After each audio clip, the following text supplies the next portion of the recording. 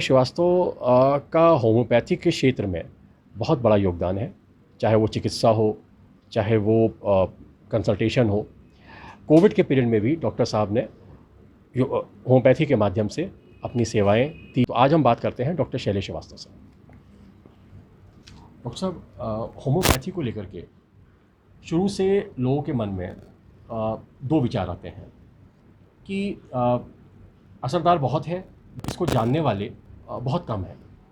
और मुझे ये मालूम चला आपके बारे में कि आपने इस फील्ड में इस होम्योपैथी को लेकर की है और आपने इसको एक एक प्रतिष्ठित स्थान दिलाया है समाज में। लोगों को जो विश्वास जगमगा रहा था होम्योपैथी को लेकर के, तो वो एक कायम हो रहा है। तो मैं आपसे जानना चाहूँगा कि सर थोड़ा सा होम्योपैथी का क्या योगदान है चिकित्सा क्षेत्र में, और आप कैसे अपने स्तर से प्रयास कर रहे हैं एज अ साइंटिस्ट इसके उत्थान में।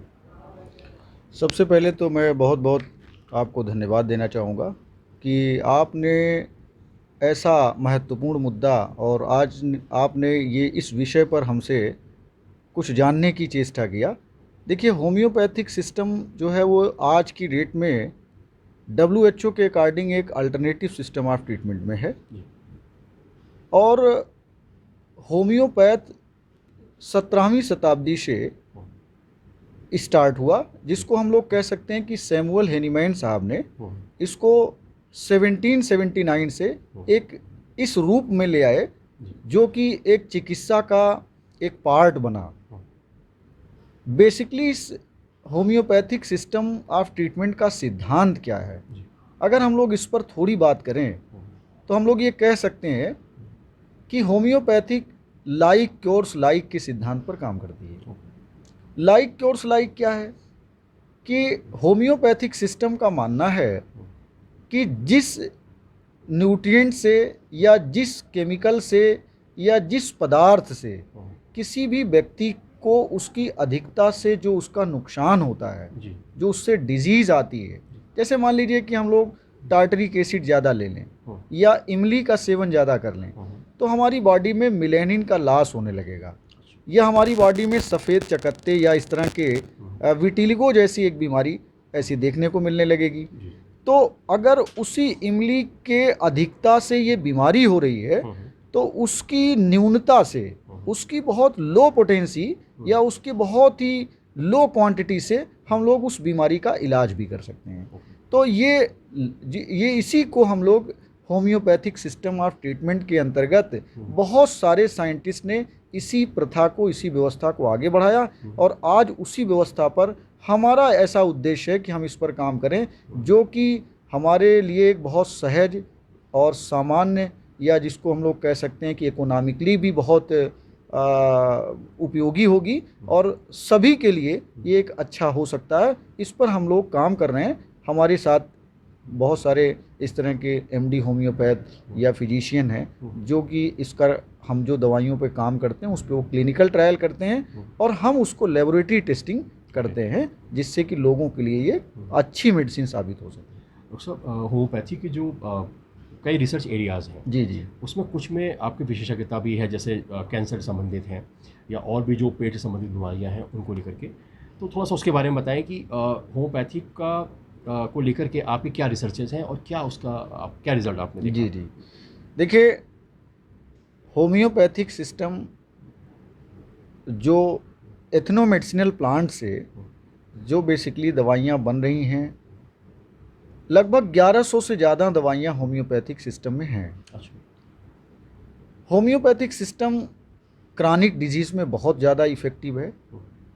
उसके अलावा आज की डेट में इस होम्योपैथ को हम लोग अल्टरनेटिव सिस्टम ऑफ ट्रीटमेंट से मेन स्ट्रीम में लाने के लिए प्रयासरत हैं। बहुत सारी इस तरह की बीमारियां हैं, जैसे लाइफ स्टाइल डिसऑर्डर है जिसको हम लोग LSD डिजीज़ कहते हैं, लाइफ स्टाइल डिजीज़ कहते हैं। लाइफ स्टाइल डिजीज़ में जैसे आज की डेट में ABCD डिजीज़ है, जिसको AIDS, blood pressure, cancer and diabetes कहते हैं, जिसमें BCD बहुत कॉमन हो रही है। अच्छा। BCD मतलब ब्लड प्रेशर, कैंसर और डायबिटीज़। बहुत सारे कैंसर पेशेंट पर हमारे साथ की जो टीम है वो क्लिनिकल और लेबोरेटरी रिसर्च कर रही है। हमने ये देखा कि इन दवाइयों से जो अगर अर्ली स्टेज है कैंसर का, तो उस अर्ली स्टेज में हम लोग पेशेंट को काफ़ी उसकी लॉन्गेविटी बढ़ा देते हैं, या उसको मेटास्टेसिस में पहुंचने से कोशिश करते हैं कि जैसे मान लीजिए जो बिनाइन ट्यूमर है, अगर उस स्टेज पर पेशेंट होम्योपैथ पर पहुंचा, तो होम्योपैथिक मेडिसिन अगर उसको सही समय से दिया जाना शुरू किया गया, तो हमने ये देखा कि उसकी जो मेटास्टेटिक स्टेज है वो रुक जाती है। क्यों? क्योंकि बिनाइन ट्यूमर एक तरह की हाइपॉक्सिया इंड्यूसिंग फैक्टर बनाने लगती है। उसके अलावा जो ट्यूमर सेल्स हैं वो प्लाज्मिनोजेन एक्टिवेटर सिक्रीट करती हैं। तो प्लाज्मिनोजेन एक्टिवेटर जो है वो जहाँ पर ग्रोथ हो रही है, बिनाइन ग्रोथ हो रही है, वहाँ पर जो ब्लड की सप्लाई है, वो ब्लड की सप्लाई का जो ब्लड वेसिल है उसकी बेसमेंट मेम्ब्रेन को प्लाज्मिनोजेन एक्टिवेटर गलाती हैं, डिसॉल्व कर देती हैं, जिससे सेल वहाँ से माइग्रेट करती हैं, एक आर्गन से दूसरे आर्गन में पहुँच जाती हैं, और इसी स्टेज को हम लोग मेटास्टेसिस कहते हैं।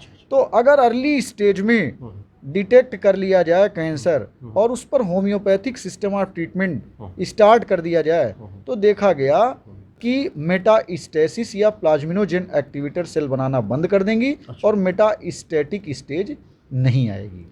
तो ऐसा हम लोगों ने अभी इस पर हम लोग काफ़ी रिसर्च पेपर भी कोशिश कर रहे हैं कि पब्लिश हो जाए, और इस पर काम चल रहा है। मुझे लगता है कि आने वाले समय में हम इस पर एक अच्छा काम कर पाएंगे। डॉक्टर साहब, CDRI के साथ काम करते हुए आपका क्या अनुभव रहा है और किन किन विषयों पर आपने काम किया? देखिए सर, मैं जब PhD कर रहा था तो उस समय हमने अलग अलग जगह पर कुछ काम किया। जैसे CDRI में पैरासिटोलॉजी डिवीज़न में काम किया। हिस्टोपैथोलॉजी या बायोप्सी में मैंने एक डॉक्टर DS उपाध्याय जी हैं, उनके साथ काम किया। इसी तरह से हमने IVRI में भी काम किया, जो इंडियन वेटनरी रिसर्च इंस्टीट्यूट है, इज्जत नगर बरेली में डॉक्टर ईशेन वर्मा जी के साथ काम किया। तो हमने ये देखा कि होमियो, अब जब हमने PhD वहाँ से किया और वहाँ की बहुत सारी बारीकियाँ समझी, जिसमें विशेष तौर से हमारा जो काम था वो क्या था कि जो ह्यूमन पैरासाइट्स हैं, वो ह्यूमन पैरासाइट्स हमारे बॉडी में कैसे एक्सटेंट ऑफ डैमेज करते हैं, कैसे उनसे पैथोलॉजिकल सिम्टम्स कैसे डेवलप होता है। तो उसके बाद हमारे मन में ये बात आई कि हम लोग होम्योपैथिक जो मेडिसिन है इसको हम लोग ह्यूमन सिस्टम पर काम करें। एनिमल सिस्टम पर पहले स्टार्ट किया, उसके बाद ह्यूमन सिस्टम पर इसका क्लिनिकल ट्रायल डॉक्टर्स के एसोसिएशन के माध्यम से स्टार्ट किया, और हमने देखा कि पैरासाइट्स में भी होम्योपैथिक सिस्टम एक बहुत ही अच्छा कारगर साबित हो रही है ये दवाइयाँ। और मुझे ऐसा लगता है कि आने वाले समय में जो होम्योपैथिक सिस्टम है ये जनमानस के लिए बहुत उपयोगी होगा।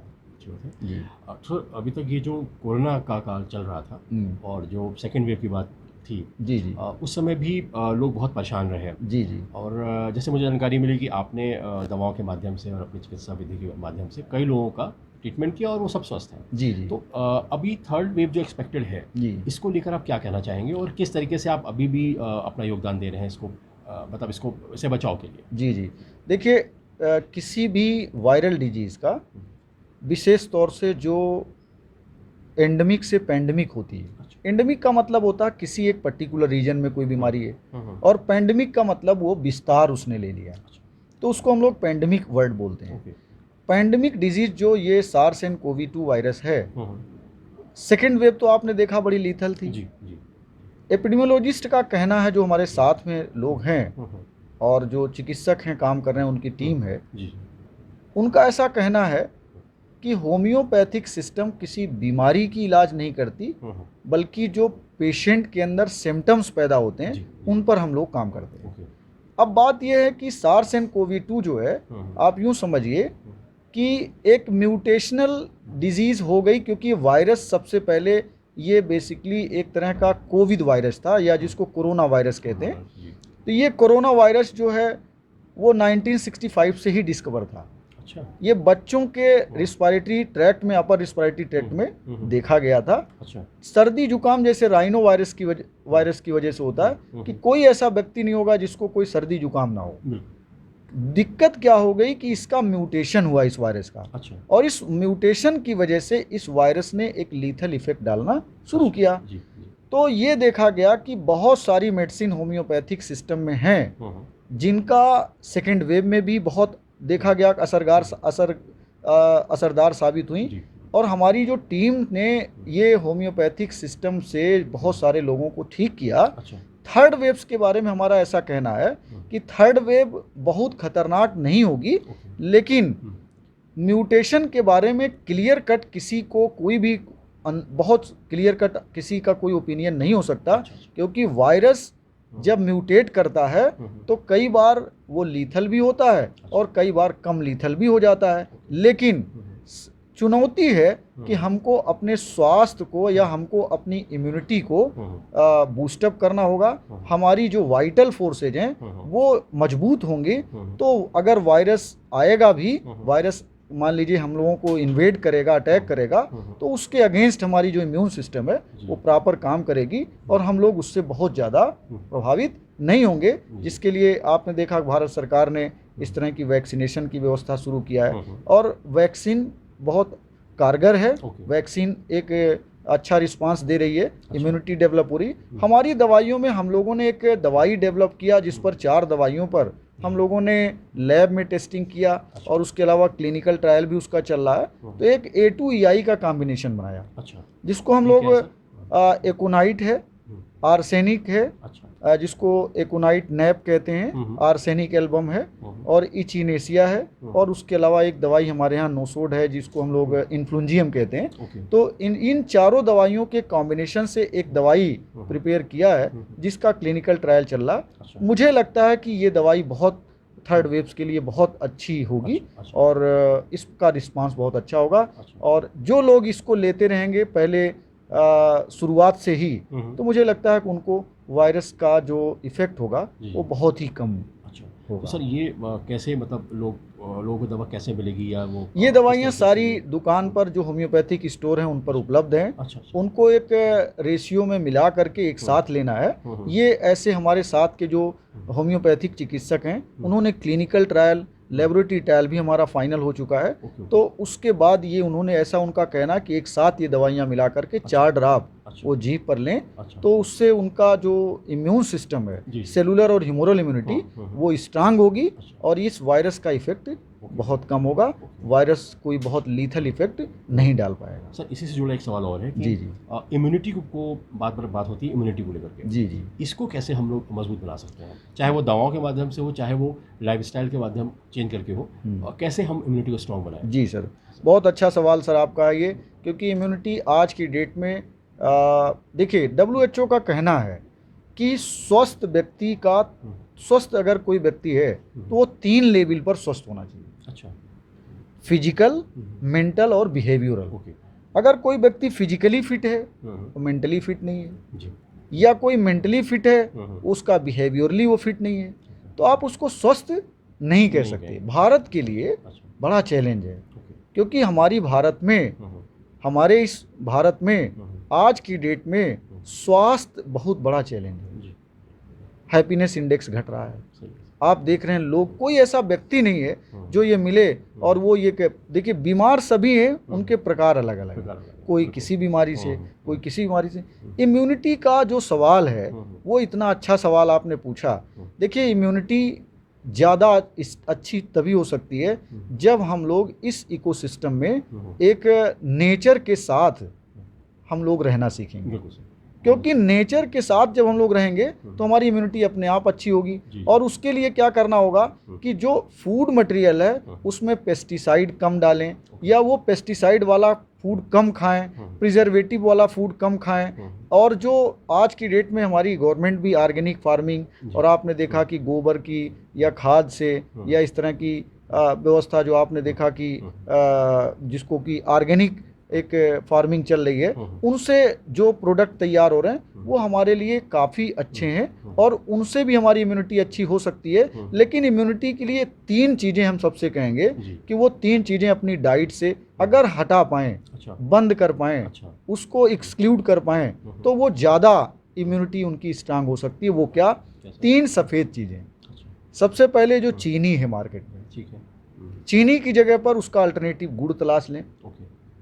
उसकी जगह पर जो मैदा है सफ़ेद, वो मैदा की जगह पर वो आटे का इस्तेमाल करें। अच्छा। जो भी फूड प्रोडक्ट है मैदे वाली ना खाएं। ओके। और तीसरा एक ये है जो नमक है सफ़ेद, इस सफ़ेद नमक की जगह पर वो बेसिकली अगर काला नमक लें या सेंधा नमक लें, उससे क्या होगा कि हमारा जो इम्यून सिस्टम है उसको एक्स्ट्रा वर्क नहीं करना पड़ेगा। अच्छा। क्योंकि मैदा और ये जो चीनी है ये बेसिकली चीनी में तो बेसिकली आपने देखा कि इतना केमिकल है कि उसकी वजह से भी हमारा जो जीआईटी है, गैस्ट्रोइंटेस्टाइनल ट्रैक्ट है, वो प्रभावित होता है और पाचन तंत्र हमारा उससे बहुत गड़बड़ होता है। अच्छा। तो ये तीन चीज़ें अगर एक्सक्लूड करें और उसके साथ थोड़ा नेचर के साथ तारतम्य बना लें, 6 घंटे की नींद, सुबह की वॉक, प्रिजर्वेटिव वाला खाना ना खाएं और थोड़ा व्यायाम करें और फ्रूट्स ज़्यादा लें, तो वो स्वस्थ रह सकते हैं और इम्यून सिस्टम हमारा मजबूत हो सकता है। सर आपने बहुत अच्छे ये तरीके बताए। सर एक सवाल और है, Lucknow college of professional studies जी, इसके लिए भी आपने कुछ योगदान करना शुरू किया है और मुझे मालूम चला कि यहाँ पर जो कर्मचारी हैं, 4th क्लास एम्प्लॉय जो हैं, उन्होंने आपकी दवा का सेवन किया और वो काफ़ी उसका लाभान्वित भी हुए हैं। थोड़ा सा इसके बारे में बताना चाहें कि कॉलेज के लिए आपका क्या कंट्रीब्यूशन देखिए किस सर, वक्त रहा है? Lucknow public college of professional studies एक अच्छा सेंटर है।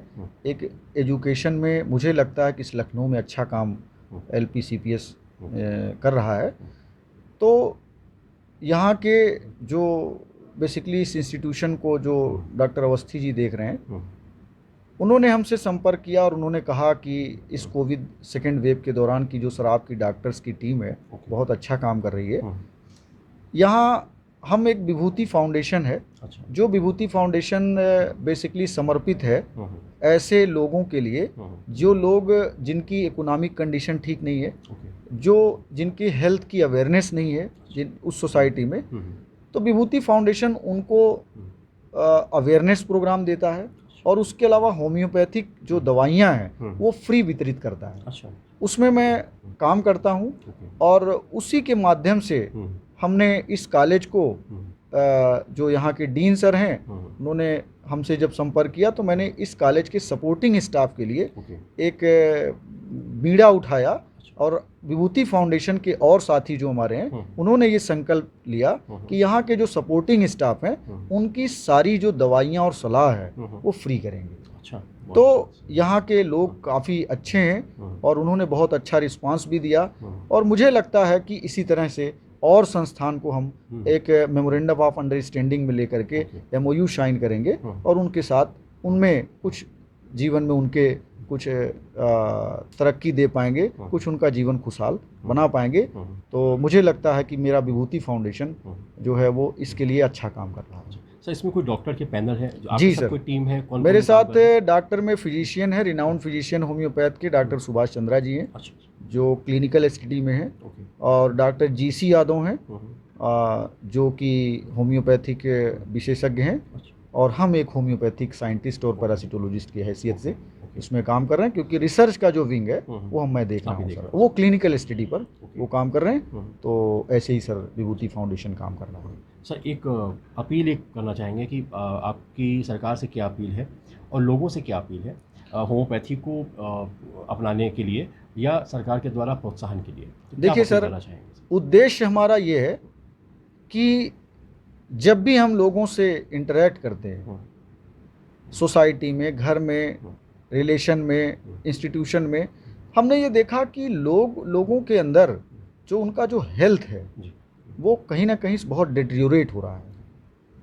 तो उसको लेकर के हमारा ऐसा मानना है कि अगर हम लोग अपनी लाइफ स्टाइल को ठीक करें और जो हमारे इस रूरल भारत में बेसिकली एक हमने और संकल्प लिया है कि एक health care infrastructure rural Bharat में डेवलप किया जाए, जो कि जिस पर आयुष मंत्रालय, गवर्नमेंट ऑफ इंडिया अगर थोड़ा ध्यान दे तो इस फाउंडेशन के माध्यम से हम कुछ एक अच्छा काम करें और रूरल भारत में एक होम्योपैथिक सिस्टम का जो अल्टरनेटिव सिस्टम ऑफ ट्रीटमेंट है उसका एक इंफ्रास्ट्रक्चर डेवलप कर सकें, क्योंकि हमारा भारत औषधियों से भरा हुआ है। इतनी ज़्यादा वनस्पतियाँ और एथनो मेडिसिनल प्लांट हैं कि उनसे बहुत सारी होम्योपैथिक मेडिसिन बन सकती हैं और वो जनमानस तक बहुत कम, बहुत सस्ते कीमत में आसानी से उपलब्ध हो सकती हैं और हमारा भारत उससे उसका उपयोग करके सुखी रह सकता है, स्वस्थ रह सकता है। तो मैं चाहता हूं कि इस पर अगर गवर्नमेंट ऑफ इंडिया, आयुष मंत्रालय ध्यान दे तो हम इस योजना को और काम कर सकें, इस पर एक अच्छा कोई प्रोजेक्ट ला करके ऐसे गरीब मजदूरों की या ऐसे जो लोग जिनमें अवेयरनेस नहीं है उन पे अवेयरनेस प्रोग्राम डेवलप करें और लोगों तक ये औषधियाँ पहुंचा सकें।